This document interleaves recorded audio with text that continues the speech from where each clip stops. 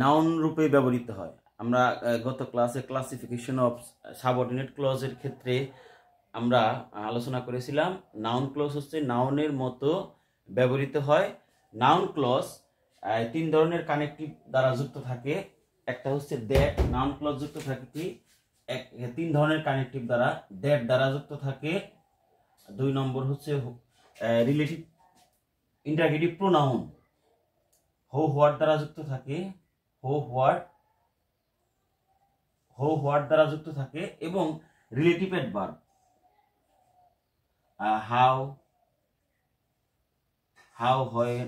How, why, it, etc ইত্যাদি relative adverb দ্বারা। তো কি বলি, নাউন ক্লজ তিন ধরনের রিলেটিভ কানেক্টিভ দ্বারা যুক্ত থাকে। একটা হচ্ছে দ্যাট, এক নম্বর হচ্ছে দ্যাট, দুই নম্বর হচ্ছে রিলেটিভ প্রোনাউন হো হোয়াট, আর হচ্ছে রিলেটিভ অ্যাডভার্ব হাউ, হোয়াই, ইট ইত্যাদি কানেক্টিভ দ্বারা যুক্ত থাকে। আর নাউন ক্লজ এর এই 6 ধরনের ব্যবহার অবস্থান আছে। আমরা অবস্থান দেখে নাউন ক্লজ বুঝতে পারবো।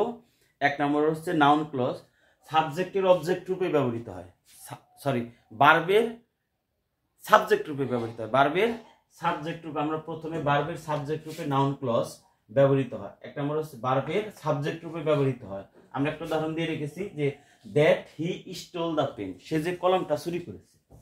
That he stole the pen, এটা হচ্ছে সাবঅর্ডিনেট ক্লজ। ইজ ক্লিয়ার, এই যে বি ভার্বের পরের অংশ হচ্ছে principal clause. That he stole the pen, এই যে ইজ এই যে লিঙ্কিং ভার্ব, ইজ এর সাবজেক্ট রূপে ব্যবহৃত হয়েছে হলো that he stole the pen, সে যে কলমটি চুরি করেছে। তাহলে এটা হচ্ছে এই যে বি ভার্ব, এই যে বি ভার্বের সাবজেক্ট রূপে ব্যবহৃত হয়েছে that he stole the pen is clear, সে যে কলমটি চুরি করেছে এটা আমার কাছে পরিষ্কার। তো একটা কথা বলে রাখি, নাউন ক্লজ যখন সাবজেক্ট রূপে ব্যবহৃত হবে সেন্টেন্সে, নাউন ক্লজ যখন সাবজেক্ট রূপে ব্যবহৃত অবশ্যই সেটি ভার্ব হিসেবে বি ভার্ব গ্রহণ করবে, বি ভার্বের সাবজেক্ট রূপে মূলত নাউন ক্লজ ব্যবহৃত হয়। তো আরেকটা হচ্ছে ভার্বের অবজেক্ট রূপে নাউন ক্লজ ব্যবহৃত হয়। ভার্বের অবজেক্ট রূপে, যেমন I forgot who told me this. I forgot এই অংশটা হচ্ছে প্রিন্সিপাল ক্লজ। এই ফরগট ভার্বের অবজেক্ট রূপে ব্যবহৃত হয়েছে। এই ফরগট অবজেক্ট রূপে ব্যবহৃত হয়েছে যে হু টোল্ড মি দিস। আমরা ক্রিয়াপদ ফরগটকে যদি হোয়াট দ্বারা প্রশ্ন করি, ক্রিয়াপদ ফরগটকে যদি আমরা হোয়াট দ্বারা প্রশ্ন করি, তাহলে আমরা অবশ্যই অ্যান্সার আসবে কি হু টোল্ড মি দিস। এই ফরগট ভার্বের অবজেক্ট রূপে ব্যবহৃত হয়েছে হু টোল্ড মি দিস, এই সাবঅর্ডিনেট ক্লজটা। যেহেতু এই ফরগট ভার্বের অবজেক্ট রূপে ব্যবহৃত হয়েছে, তাহলে এটা কি নাউন ক্লজ। তাহলে হু টোল্ড মি দিস এটি নাউন ক্লজ। তো আমাদের কিছু ভার্ব আছে, যেমন আমরা যদি বলি ফরগট, রিমেইন, রিমেম্বার, অ্যাডভাইস, এরকম কিছু ভার্ব আছে যে ভার্বগুলো অবজেক্ট হিসেবে নাউন ক্লজ গ্রহণ করে, রিকমেন্ড ইত্যাদি। এই ভার্বগুলো আমাদের অবশ্যই জানতে হবে এবং মুখস্থ, বেশি পড়লে মুখস্থ করার দরকার নাই, তাহলে আমরা আইডেন্টিফাই করতে পারবো। অবজেক্টের কমপ্লিমেন্ট, আমরা জানি কমপ্লিমেন্ট দুই ধরনের হয়। এই কমপ্লিমেন্ট কি? কমপ্লিমেন্ট হচ্ছে কি অবজেক্ট বা সাবজেক্টের পরে বসে ওই সাবজেক্টে অতিরিক্ত তথ্য দেয়। অবজেক্টের কমপ্লিমেন্ট হিসেবে বসে নাউন ক্লজ। কি বসে? অবজেক্টের কমপ্লিমেন্ট। যেমন আই টোল্ড হিম, এখানে লক্ষ্য করুন আই টোল্ড হিম, সাবজেক্ট আছে, ভার্ব আছে, অবজেক্ট আছে। আমি তাকে বলেছিলাম। কমপ্লিমেন্ট আমরা কখন আনি এটা জানতে হবে। এর আগে আমরা কমপ্লিমেন্ট যে ক্লাসও নিয়েছিলাম যে সাবজেক্ট ভার্ব অবজেক্ট থাকা সত্ত্বেও যদি বাক্যের অর্থ পরিপূর্ণ অর্থ প্রকাশ না করে, অর্থ প্রকাশ করার জন্য অতিরিক্ত কমপ্লিমেন্টের সাহায্য নিয়ে থাকে। তো আমরা আই টোল্ড হিম, এই যে হিম এটা অবজেক্ট, এই অবজেক্টের পরে আমার একটা কমপ্লিমেন্ট নেসেসারি হয়ে পড়েছে।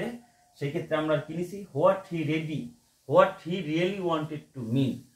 আমি তাকে বলেছিলাম আসলে সে মূলত কি বলতে চায়।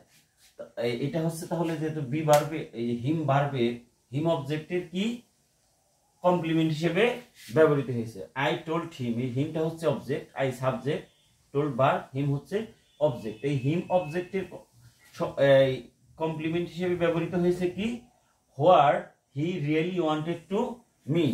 যেহেতু অবজেক্টের কমপ্লিমেন্ট হিসেবে এই ক্লজটা ব্যবহৃত হয়েছে সাবঅর্ডিনেট ক্লজটা, তাহলে এটা হচ্ছে নাউন ক্লজ।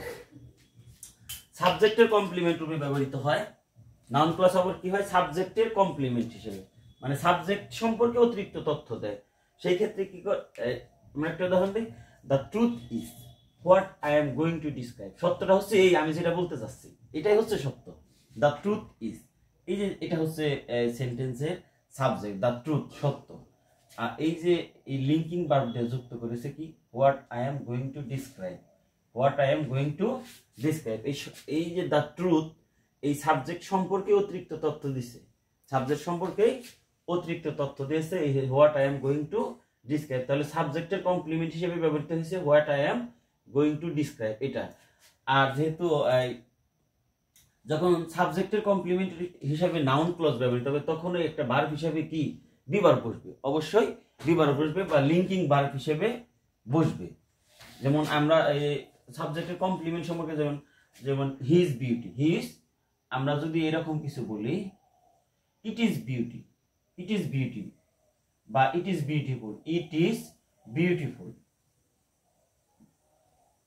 এই যে বিউটিফুল যা আর ইট, এই ইট সম্পর্কে ব্যাখ্যা করা হয়েছে, ইট সম্পর্কে ব্যাখ্যা করা হয়েছে এই বিউটিফুল। ইটটা কেমন, বিউটিফুল।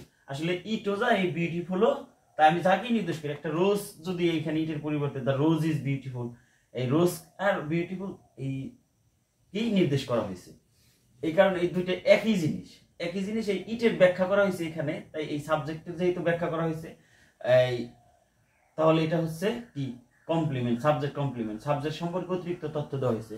দুইটা হয়তো একই জিনিস, সেই ক্ষেত্রে দুইটা জিনিসকে লিঙ্কিং করছে, একটা সংযোগ করছে কি একটা বিভার্ব দিয়ে, তাহলে এটা কি বলা হয় বিভার্ব। তো আগেই বলি, নাউন ক্লজ যখন সাবজেক্টের কমপ্লিমেন্ট হিসেবে বসবে, তখন মূল ভার্ব হিসেবে একটা লিঙ্কিং ভার্ব বসবে, তাহলে এটা হচ্ছে লিঙ্কিং ভার্ব, এটা হচ্ছে লিঙ্কিং ভার্ব।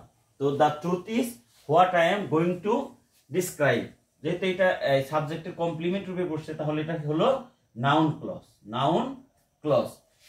প্রিপজিশনের অবজেক্ট, প্রিপজিশনের অবজেক্ট রূপে এই নাউন ক্লজ ব্যবহৃত হয়, প্রিপজিশনের অবজেক্ট রূপে নাউন ক্লজ ব্যবহৃত হয়। দিস ইজ ডিপেন্ডস, এটা হচ্ছে একটা প্রিন্সিপাল ক্লজ। এই দিস ইজ ডিপেন্ডস, এটা নির্ভর করে অন কিসের উপরে, what my father wants. This is depends on what my, এই যে প্রিপজিশন অন এর অবজেক্ট রূপে ব্যবহৃত হয়েছে কি হোয়াট মাই ফাদার ওয়ান্টস, এই ক্লজটা, এটা হচ্ছে সাবঅর্ডিনেট ক্লজ। যেহেতু এটা প্রিপজিশনের অবজেক্ট রূপে ব্যবহৃত হয়েছে, তাহলে এটা হলো নাউন ক্লজ। আবার বলি, এই নাউন ক্লজ প্রিপজিশনের অবজেক্ট রূপে ব্যবহৃত হয়। আমরা জানি নাউন ও প্রিপজিশনের অবজেক্ট রূপে ব্যবহৃত হয়। দিস ইজ ডিপেন্ডস, এটা নির্ভর করে on what my father wants, আমার বাবা কি চায় তার উপর এই বিষয়টা নির্ভর করে। তো নাউন অ্যাপোজিশন, অ্যাপোজিশন মানে পরিবর্তিত রূপ, কোনো কিছুকে নির্দেশ করতে ব্যবহৃত হয়। নাউনের অ্যাপোজিশন, নাউন প্রোনাউন বা ইটের অ্যাপোজিশন, শুধু নাউন না, কোনো নাউন প্রোনাউন বা ইটের অ্যাপোজিশন রূপেও নাউন ক্লজ ব্যবহৃত হয়ে থাকে।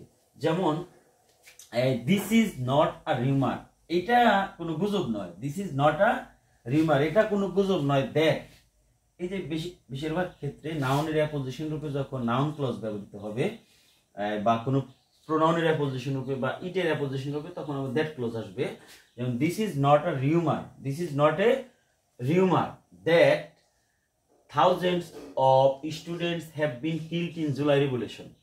তাহলে this is not a rumour that, এটা গুজব নয় যে thousands of students have been killed, হত্যা করা হয়েছিল, হাজার হাজার ছাত্রকে হত্যা করা হয়েছিল ইন জুলাই রেভলিউশন, জুলাই বিপ্লবে হাজার হাজার ছাত্রকে হত্যা করা হয়েছিল। এই যে এ রিউমার, এটা হচ্ছে একটি noun, this is not a rumour. এই যে এই রিউমার সম্পর্কে যখন আমরা অতিরিক্ত কোনো তথ্য দেওয়া হয়েছে, সেটা কি হলো অ্যাপোজিশন বলা হয়। কোনো কিছু সম্পর্কে পাশাপাশি বসে অতিরিক্ত কোনো তথ্য দেয়, কেমন রিউমার, এটা this is not a rumour that, এই রিউমারটা কি, সেই রিউমার কি যে that thousands of students have been killed in July revolution. তাহলে এটা যেহেতু এই রিউমার এই নাউনের অ্যাপোজিশন হিসেবে ব্যবহৃত হয়েছে, তাহলে এটা হচ্ছে নাউন ক্লজ। তাছাড়া আমরা এই বিশেষ ক্ষেত্রে যে কিছু নাউন রিউমার, নিউজ, তারপরে এভিডেন্স, এইসব ক্ষেত্রে এইসব নাউনের পরবর্তীতে অবশ্যই অ্যাপোজিশন হিসেবে নাউন ক্লজ ব্যবহৃত। আরো কিছু ভার্ব আছে, এগুলা বেশি বেশি প্র্যাকটিস করলে আমরা অবশ্যই উপকৃত হব। তো ফেসবুক বন্ধুগণ, এই নাউন ক্লজ আইডেন্টিফাইং ক্লজ থেকে কিন্তু বিভিন্ন পরীক্ষা আসে। আর ক্লজ অ্যানালাইসিস আমরা যদি বুঝতে পারি, আমরা অবশ্যই কি করব, সিম্পল কমপ্লেক্স কম্পাউন্ড সেন্টেন্সগুলো সহজেই গঠন করতে পারবো। এবং তারপরে হচ্ছে বড় বাক্যগুলো, এই যে ক্লজের ব্যবহারটা যদি আমরা জানি, তাহলে আমরা একটা জিনিস লিখতে গেলে, ফ্রি হ্যান্ড রাইটিং লিখতে গেলে আমাদের এই সেন্টেন্সের মানগুলো অনেক সমৃদ্ধ হবে। তো আমার ভিডিও যদি ভালো লাগে থাকে অবশ্যই লাইক কমেন্ট শেয়ার দিয়ে পাশে থাকবেন। ধন্যবাদ সবাইকে।